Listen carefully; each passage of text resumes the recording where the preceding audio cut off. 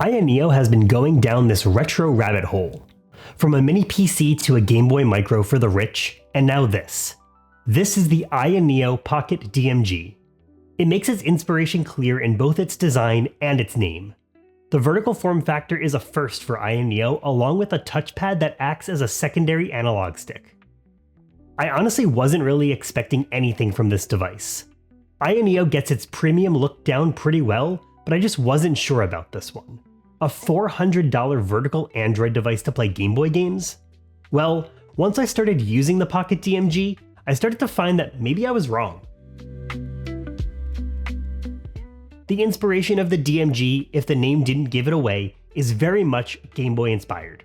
From the more square-sized screen to even the volume scroll wheel on the side of the device, AYANEO has decided to find a mix between modern hardware and retro feel, and honestly, I think they've done a pretty good job. The AYANEO Pocket DMG logo is subtle, but it fits the device aesthetic pretty well. The ABXY buttons feel good, and I like the choice to highlight A and B as gray buttons. The D-pad is an area that usually concerns me with AYANEO devices, and I'm happy to say that this D-pad actually feels quite good. Even the analog stick feels surprisingly great. Usually you get limited range of motion, one of my complaints on the Pocket S, but not here. The size of the analog stick isn't very large, but that range of motion is there, which is what matters most to me. You'll notice the exclusion of a right analog stick, but AYANEO is actually trying something new here. We've got a touchpad that can be used as the right analog stick, and even as a mouse. How that works in practice we'll have to see, but that's what we've got. The start and select buttons are on the right side of the device, right above the AYANEO button. The AYANEO button will activate the side menu for quick access to settings and statistics. On the right side of the device, we've got a microSD card slot, a power button that doubles as a fingerprint sensor, and a button that functions as a home button by default, and another button that acts as a back button.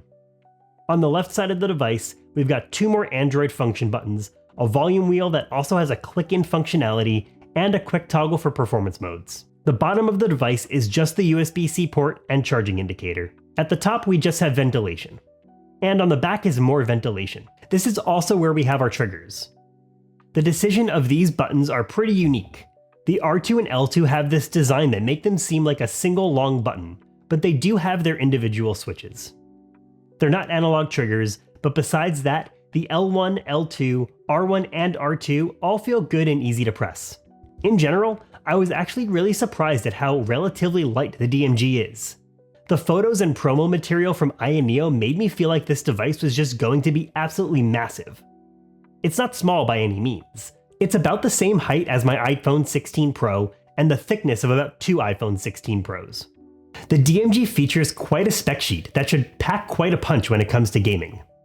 We've got a 3.92-inch OLED screen with a resolution of 1240 by 1080 with a pixel density of 419 ppi, a Qualcomm Snapdragon G3X Gen 2 chipset, a 6000 mAh battery, Wi-Fi 6, Bluetooth 5.2, and we're running Android 13. RAM and storage are variable here, and will also impact pricing. The base model is 8GB of RAM with 128GB of internal storage. This is the model that I went for. It retails for $419 US. The 12GB of RAM and 256GB of internal storage goes for $499. And the top tier model is 16GB of RAM with 512GB of internal storage for $579. The DMG comes in two colorways, Moon White and Arctic Black. There is also a special retro model which looks really great. However, it's not for sale on their site, and honestly, even their Indiegogo campaign made this prohibitively expensive. The Indiegogo page does say the retro model will retail for $699 and does include an increased internal storage of 1TB, but that price is just insane. All of these prices are definitely on the higher end overall, but that's become the AYANEO expectation. But the real question is, do all of those fantastic specs and that high price translate to a great gaming experience, and also the overall software experience? When we turn the device on for the first time, we're taken through a stock Android setup process. This also includes setting up the fingerprint sensor. The only weird issue that I had during my setup is that it kept saying that my Wi-Fi signal wasn't strong enough when it definitely was. I just chose to set up offline, and I was able to set up the Wi-Fi and Google services later.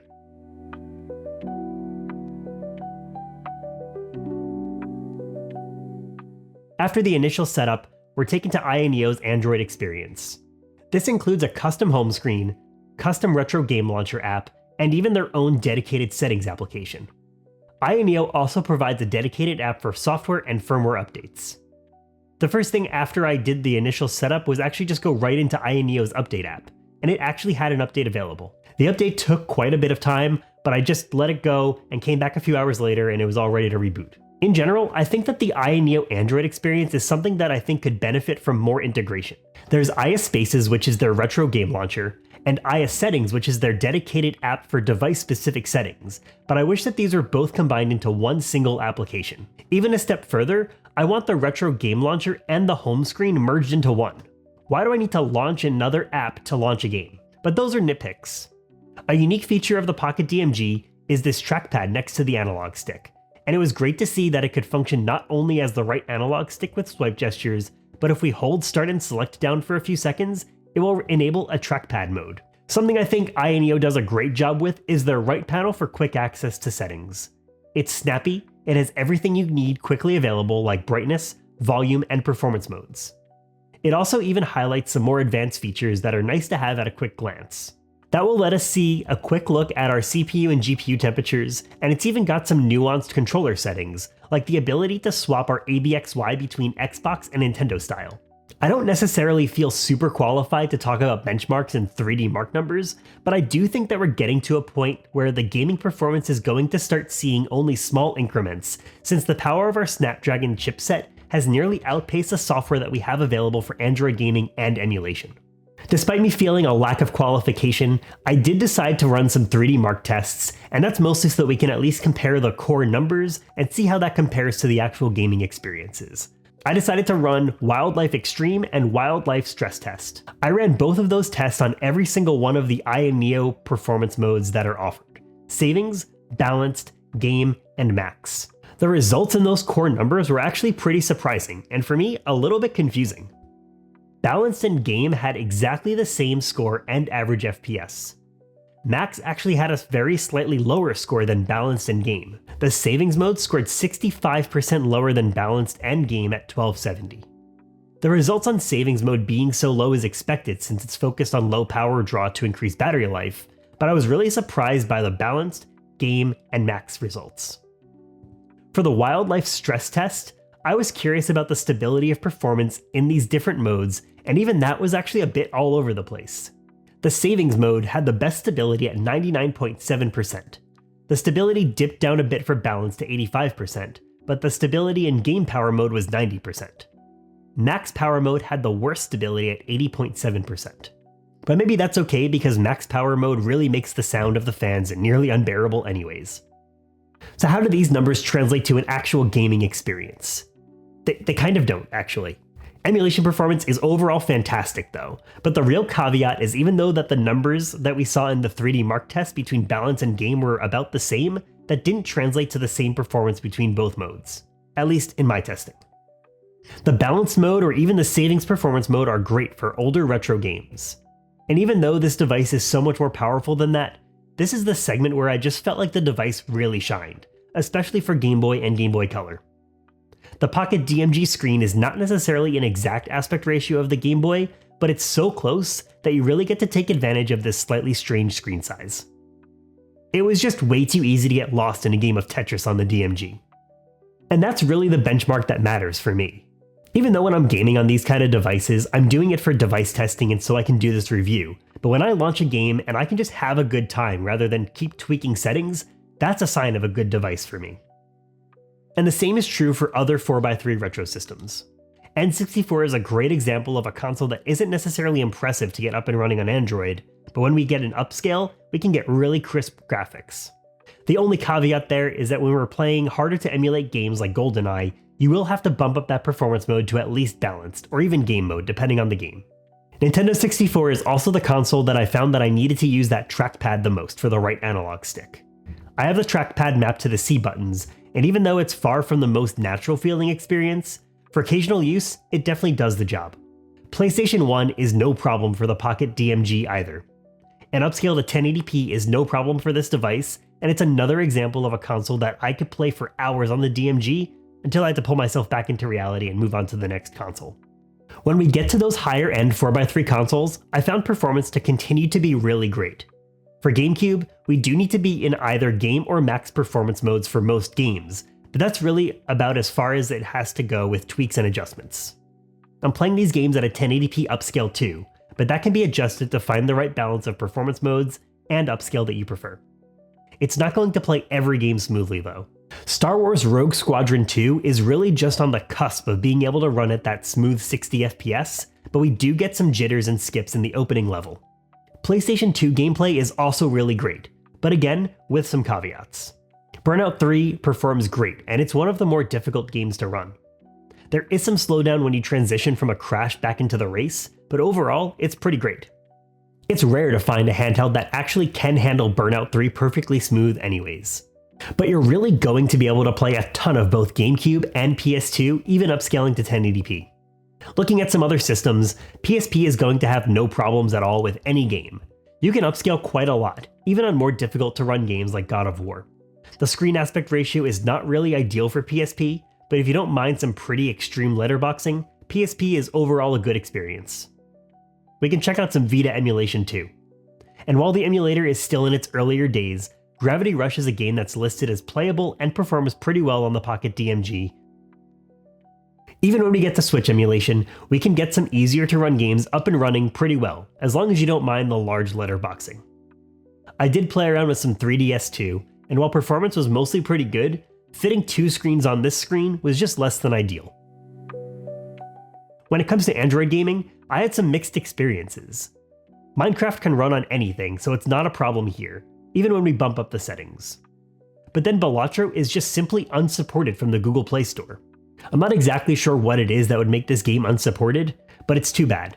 I do have the community-made APK of this game, which is a version that you can build with your legally owned version of the game, but I'd much rather have the native version. The scaling is a bit small too, but hey, an addiction is an addiction, so however I can get Balatro, I'll take it. One thing I wanted to start looking at on these devices is their docked gaming experience. You can just plug in a USB-C cable and immediately get an HDMI Out signal. So with the USB-C supporting display out and connecting a Bluetooth controller, we can get all of that great gaming performance we saw portably also on the big screen. I'm using the Absolute C6 controller here, which they were nice enough to send me. With its Bluetooth capabilities, you can just pair it right to the DMG and it's going to work pretty straightforward. You will have to remap some of your emulators to actually map to this controller, but once you do that, the experience is very seamless. So where does that leave us with the DMG?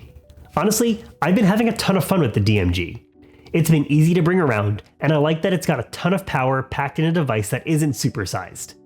I like that AYANEO took some risks with this device.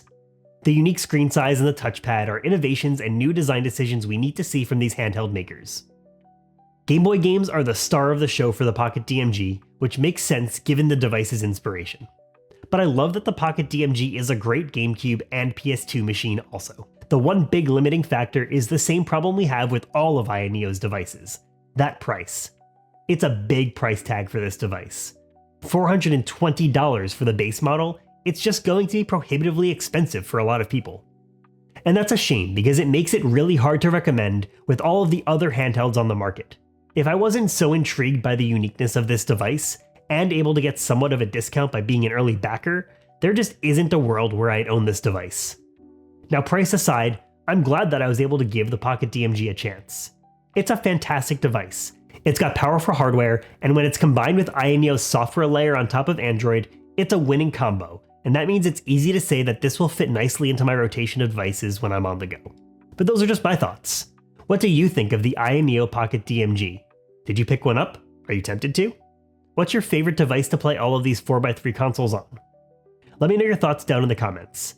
Make sure you're subscribed because I've got a huge backlog of videos that I'm working through. And thanks for watching. In case you're wondering, I am playing Balatro. If a device has Balatro, there's just no way I'm playing anything else.